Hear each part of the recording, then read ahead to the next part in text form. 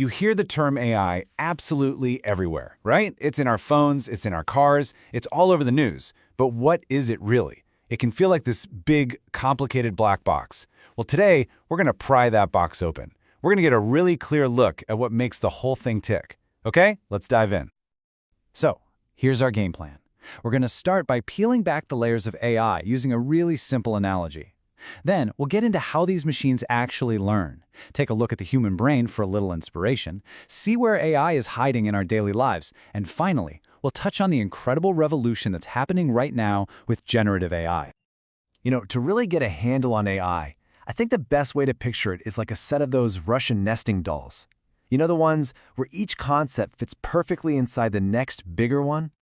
Okay, so our biggest outermost doll, that's artificial intelligence itself. This is the whole shebang, the big overarching idea. It covers literally everything from a simple program that can play chess all the way to a super complex system that helps doctors diagnose diseases. If a machine mimics human smarts in any way, boom, it's AI. Now, let's open up that big AI doll. Inside, we find the next one, machine learning. And this is where things get really interesting.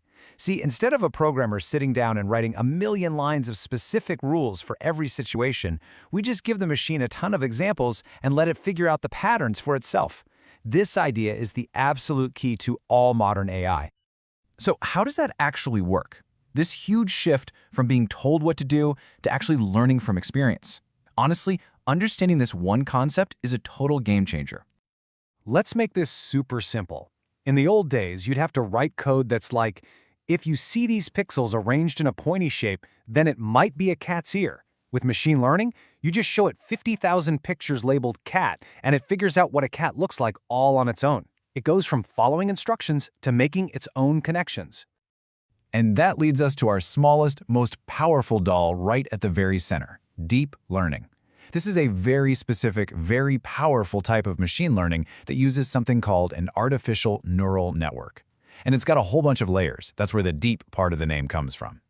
And it's designed, well, it was inspired by the most incredible piece of engineering we know of, our own brain. So yeah, to get how deep learning can do all this incredible stuff, we really have to look at the original model it's based on, that amazing biological network humming away inside our own skulls. And that's the core idea right there. Our brains are packed with billions of neurons all firing in complex patterns to help us see, think, and recognize things. Well, these artificial neural networks are basically our attempt to build a digital version of that same structure.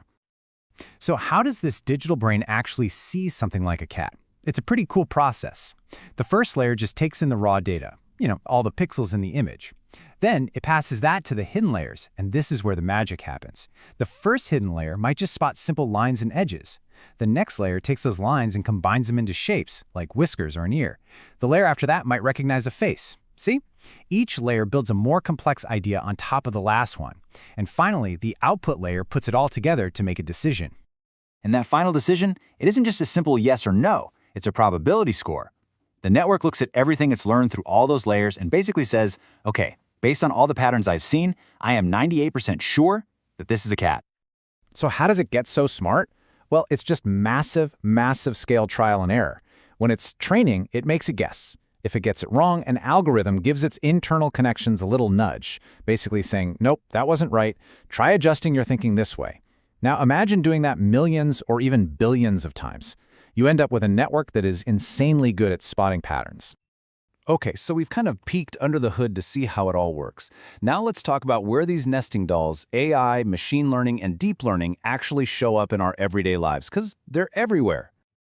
So these powerful concepts are the engine for some huge fields that are already changing our world. Let's look at three of the biggest. You've got computer vision, which is all about sight, natural language processing, which is about language, and the powerful newcomer, generative AI. So, first up, computer vision. This is literally about giving machines a sense of sight. And what's wild is that the exact same deep learning process that learns to spot a cat in a photo can be trained to unlock your phone with your face or help a car tell the difference between a pedestrian and a lamppost. Next up, natural language processing, or NLP. This is all about teaching machines to understand and actually use human language. Every single time you ask Siri or Alexa a question, or see a suggested reply in your email, or use an app to translate a menu, Yep, you're using NLP. This stuff is powered by absolutely massive deep learning systems that have been trained on pretty much the entire internet. We call them large language models. And that brings us to the most recent, and you could argue the most transformative development of them all. This is where AI moves on from just understanding the world to actively creating new things within it. Generative AI is the one that's really shaking things up right now. We're talking about models like GPT-4 that can write a whole essay from a single prompt, or DALL-E 2 that can paint a masterpiece just from a text description. This kind of AI doesn't just analyze or classify what's already there, it generates something completely new. And that shift from understanding to creating is why it's disrupting everything from art to programming. So the difference is actually really simple, but it's profound. Traditional machine learning is fantastic at analysis, looking at a picture and saying, I predict that's a cat. Generative AI is all about creation. You tell it, generate a picture of a cat wearing a tiny astronaut helmet, and it synthesizes a brand new image that has never existed before.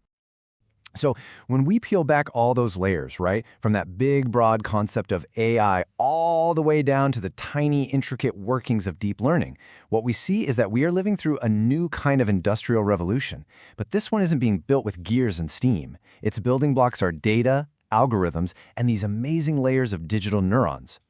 It's pretty incredible. From a simple nesting doll idea, we've ended up right at the frontier of modern technology. These new tools, which can learn and now even create, are fundamentally changing our world. So the only real question left is, what are we going to build with them next?